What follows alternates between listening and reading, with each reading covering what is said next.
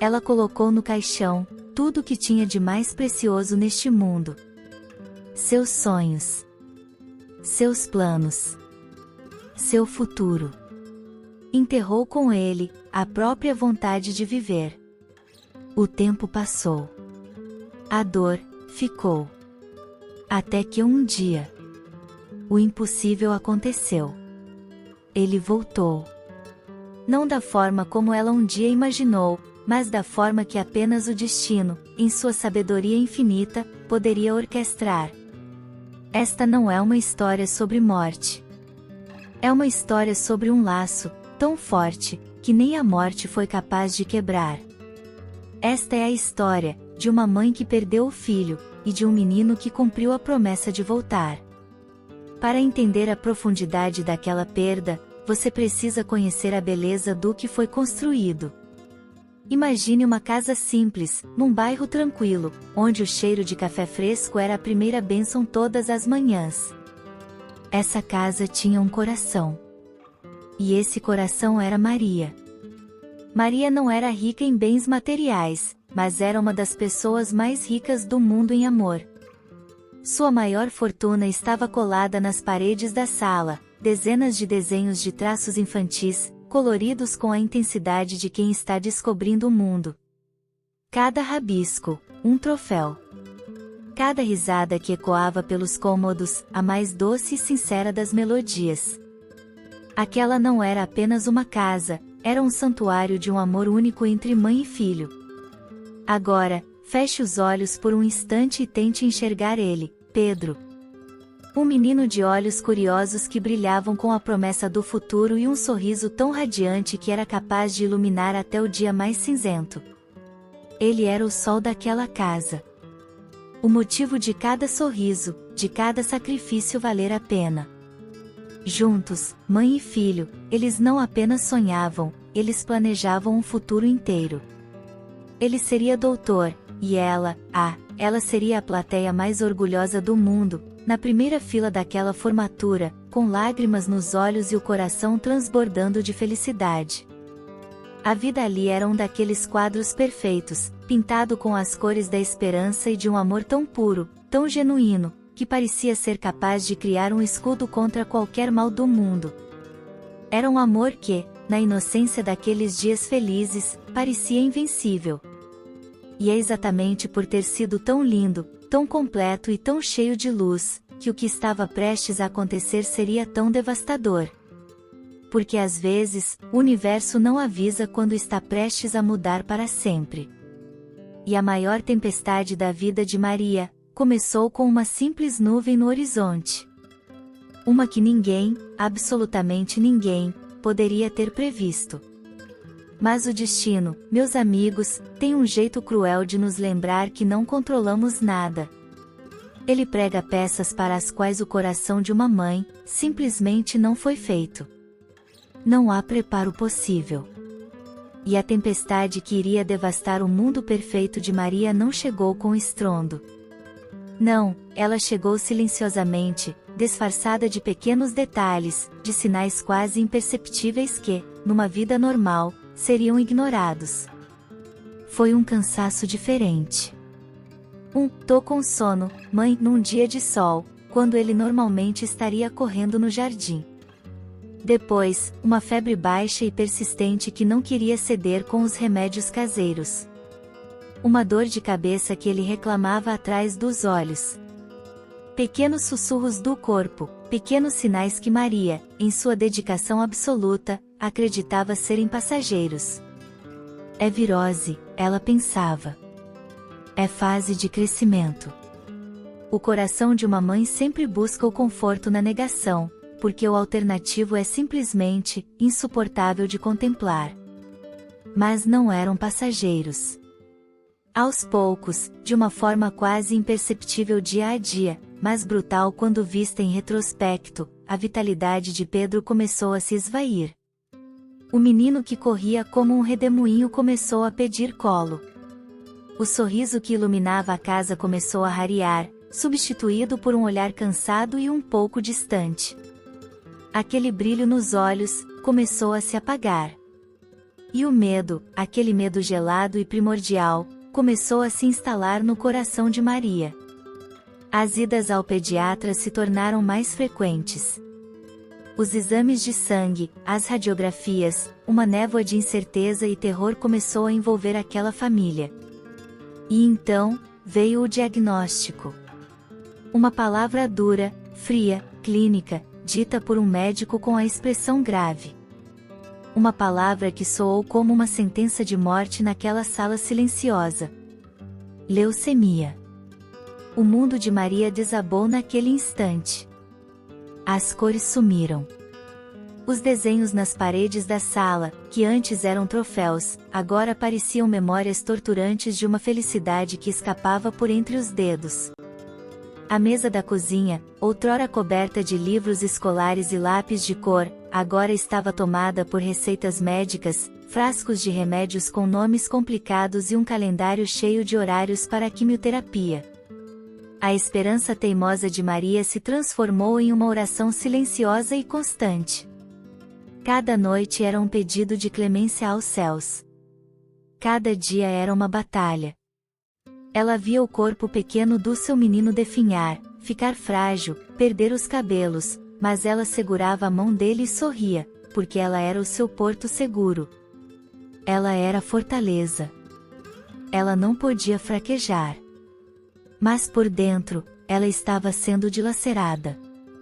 Cada picada de agulha nele era uma facada nela. Cada onda de náusea, um maremoto de desespero no seu peito. E eu preciso que você entenda isso, ela não chorava na frente dele.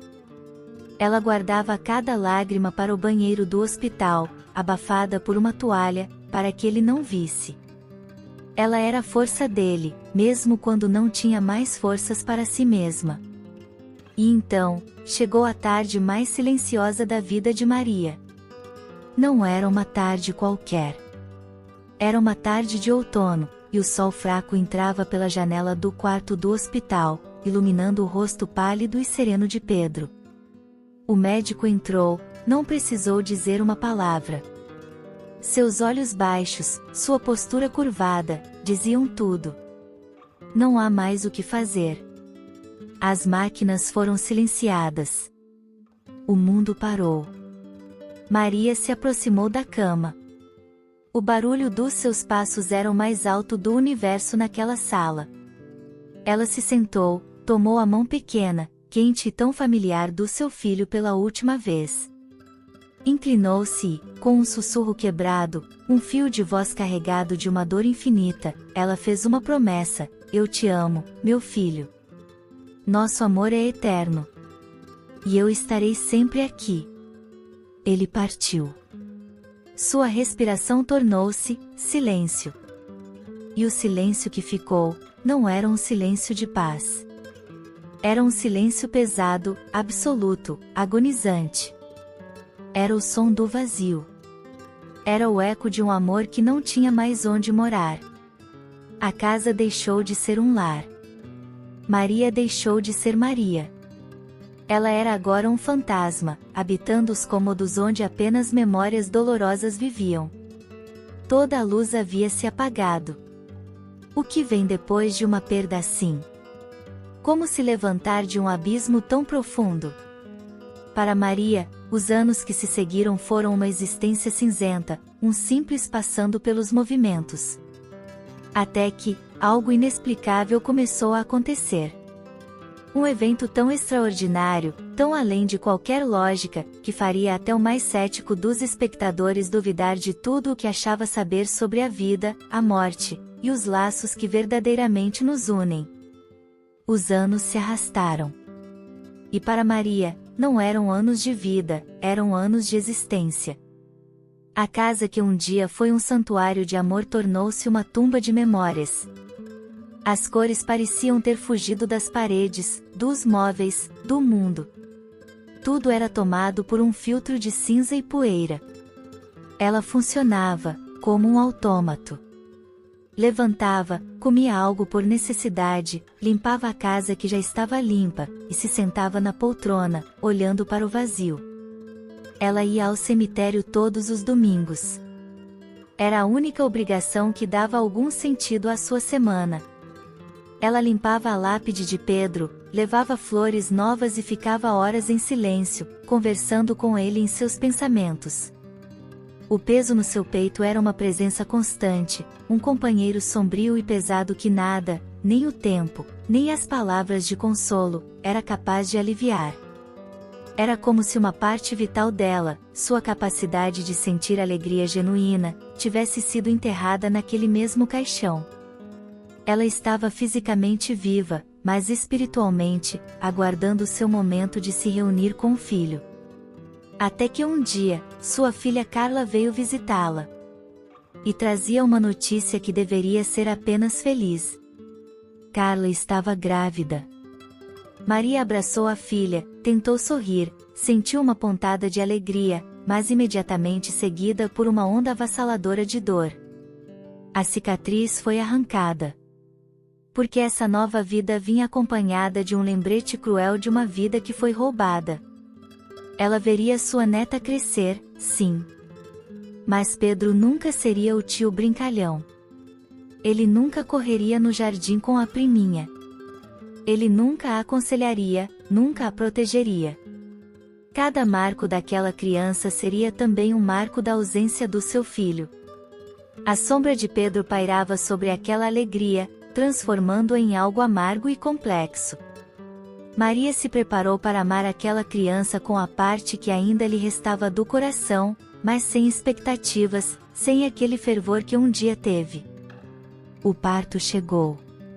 Maria segurou a netinha pela primeira vez no colo, com todo o cuidado do mundo. Ela era pequena, frágil, com um rostinho enrugado e uma pequena cabeça coberta por uma fina penugem escura. E então, aconteceu. Algo estranho. Algo profundamente inexplicável. Uma paz absoluta e avassaladora invadiu o corpo de Maria. Não era apenas a alegria calma de ser avó. Era algo muito mais intenso, muito mais profundo. Era uma sensação de chegada. De reencontro. Era como se uma peça que estava faltando há uma década no quebra-cabeça da sua alma tivesse se encaixado subitamente. Ela olhou nos olhos daquela criança, que ainda mal focavam, e sentiu uma conexão imediata e eletrizante que a fez tremer. Era familiar. Era absurdamente familiar. A forma como a netinha, Sofia, se aninhou no seu colo, o jeito que sua cabecinha se encaixou perfeitamente na curva do seu pescoço, era um gesto que ela não sentia há 10 anos. Era o mesmo jeito de Pedro. Maria sacudiu a cabeça, tentando afastar aqueles pensamentos. Loucura, ela pensou. São só sentimentos de uma avó emocionada. Mas a semente da dúvida, ou da esperança, ela ainda não sabia ao certo, havia sido plantada. E nos dias e semanas que se seguiram, em sua casa silenciosa que agora tinha visitas frequentes da neta, pequenos detalhes começaram a surgir. Coisas pequenas, que qualquer um atribuiria à coincidência, mas que, para o coração de uma mãe que nunca esqueceu, soavam como sinais. Era um olhar específico que Sofia dava às vezes, um jeito particular de agarrar o dedo de Maria, mas a primeira grande confirmação, aquela que fez o coração de Maria disparar e o mundo parar novamente, estava prestes a acontecer. E ela viria da forma mais pura e inocente possível, de uma música. Uma velha canção de ninar que apenas 2 pessoas no mundo conheciam. O que você faria se sentisse que um pedaço perdido da sua alma voltou para você? Como você reagiria diante de um milagre tão grande que desafia toda a lógica? A história de Maria estava prestes a tomar um rumo que nem em seus sonhos mais loucos ela poderia imaginar, e a revelação final, a prova incontestável, aconteceria em uma tarde comum, no silêncio do seu living sala, com uma criança nos braços. A reviravolta que vai mudar tudo, está no próximo capítulo. Nos meses que se seguiram ao nascimento de Sofia, a casa de Maria, pouco a pouco, começou a respirar novamente. Mas era um ar diferente, carregado de uma energia que ela não conseguia explicar. Eram pequenos eventos. Coisas tão sutis que qualquer outra pessoa descartaria como coincidências ou mania de vovó. Mas o coração de Maria, o coração de uma mãe que carregava uma ferida aberta há uma década, começou a perceber um padrão. Um padrão impossível. Era a forma particular como Sofia segurava a colher, não pelo cabo, mas pelo meio, exatamente como Pedro, deixando Maria pasma toda vez que a observava durante as refeições. Era a aversão inexplicável a texturas específicas de comida, o iogurte com pedacinhos de fruta, que Pedro detestava, e que Sofia cuspia com a mesma careta de nojo, idêntica. Mas a maior de todas as coincidências, estava nos desenhos. Maria havia guardado os desenhos de Pedro em uma caixa no fundo do armário. Um dia, distraída, ela deixou a caixa aberta no chão enquanto arrumava o quarto. Sofia, engatinhando, foi direto para ela. Não para brincar com a caixa, não para morder os papéis, mas para puxar um desenho específico, um sol com um rosto sorridente e raios desiguais, exatamente como o que Pedro mais gostava de desenhar. Ela agarrou aquele papel amarelado, olhou para ele e riu. Um riso de reconhecimento. Um riso de alegria pura que ecoou na alma de Maria como um sino. Mas ainda assim, Maria duvidava. Ela lutava contra a própria mente, chamando aquilo de projeção, de loucura, de desejo inconsciente. Até que chegou o dia. Aquele dia que dividiria a vida dela entre um antes e um depois. Sofia estava resfriada, inquieta. Maria a pegou no colo e, quase por instinto, começou a balançá-la suavemente. E da sua boca, sem pensar, saiu uma melodia. Não era uma música comum.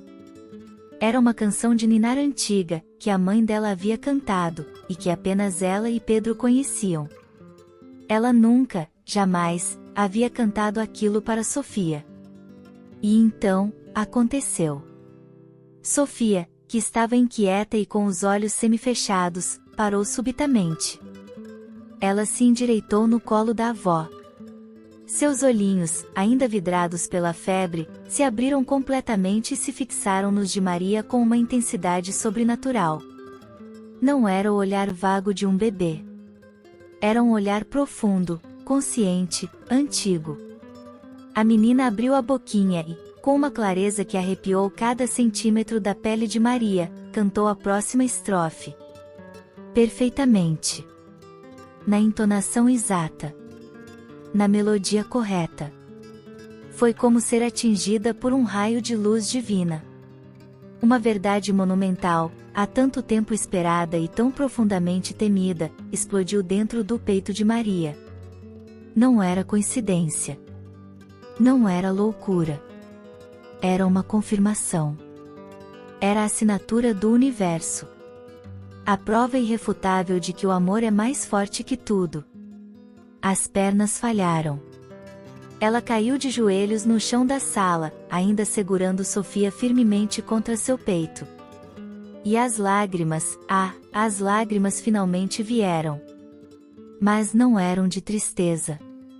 Eram de um reconhecimento profundo, alegre e libertador. Eram lágrimas de reencontro. E naquele êxtase de emoção, como um farol em uma noite tempestuosa, veio à sua mente as palavras que foram seu conforto por anos. As palavras de O Evangelho segundo o Espiritismo, de Allan Kardec, que agora ressoavam não como um consolo, mas como uma verdade vivida. Ela sussurrou para a neta, para o universo, para ela mesma. Fora da caridade não há salvação, mas a caridade não está apenas na esmola. Está também, no amor que une os corações. E no laço eterno que a morte não pode quebrar. E Maria entendeu. Tudo fez sentido. Pedro não a havia abandonado. Ele jamais poderia fazê-lo. Ele cumprirá a promessa feita no leito de morte, não com palavras, mas com a força do seu amor por ela. A lei divina, a reencarnação, permitiu que aquele laço inquebrável encontrasse um novo caminho. Ele não poderia voltar como seu filho, mas encontrou a forma de voltar para os seus braços, para o seu colo, para a sua vida, como sua neta. Aquele amor era tão poderoso, tão puro, que transpôs as barreiras da morte e renasceu em um novo corpo, mas guardando a mesma essência, a mesma alma que um dia havia chamado ela de mãe. E eu pergunto a você que me ouve, isso é mesmo tão difícil de acreditar? Ou é a mais pura e bela demonstração de que nada, absolutamente nada, é mais forte do que o amor? A história não termina aqui. Porque agora, uma nova jornada começava. A jornada de Maria redescobrindo seu filho, em cada novo sorriso de Sofia. Hoje, se você passar em frente àquela mesma casa simples, no bairro tranquilo, notará que as cores voltaram. Não foi uma nova pintura nas paredes, não. Foi a vida que voltou a pulsar dentro dela. Os risos de Sofia, agora uma menina cheia de luz, preenchem cada canto, cada fresta que outrora era ocupada pela sombra do silêncio. E na geladeira, uma colagem linda e caótica da vida, os novos desenhos de Sofia, com seus traços vigorosos e cores alegres, estão lado a lado, emoldurando os papéis amarelados e preciosos dos desenhos de Pedro. Não é uma substituição. É uma fusão. Uma celebração de uma mesma alma que encontrou seu caminho de volta para casa. Maria não vive mais ancorada no passado. Ela não visita mais o cemitério com a frequência de antes. Ela vai ocasionalmente, para levar flores e agradecer. Agradecer pelo milagre. Agradecer pela segunda chance. Ela compreendeu, no mais profundo do seu ser, que a morte é apenas uma passagem. Uma porta que se fecha aqui para se reabrir em outro lugar, em outra hora, sob outra forma. Que o amor, o verdadeiro amor, incondicional, é a lei divina mais poderosa que existe. É a cola do universo, a força que tudo une e reconduz, não importam quantas vidas sejam necessárias. A sua maior dor, aquela que um dia ela acreditou ser insuperável, não foi apagada. As cicatrizes ainda estão lá. Mas elas não doem mais. Elas foram transformadas. Transformadas em certeza de que a vida é eterna. Transformadas em fé inabalável nas leis de Deus. E transformadas, acima de tudo, em uma missão, a missão de amar incondicionalmente, 2 vezes. De cuidar, de celebrar e de honrar a incrível bênção de ter o mesmo amor 2 vezes em uma única vida. A história de Maria e Sofia não é apenas um conto emocionante. É um lembrete poderoso para todos nós. Um lembrete de que os laços verdadeiros, aqueles forjados no amor puro e na sinceridade do coração, são eternos. Eles transcendem corpos, nomes e existências. É um convite para olharmos para as pessoas que amamos com novos olhos.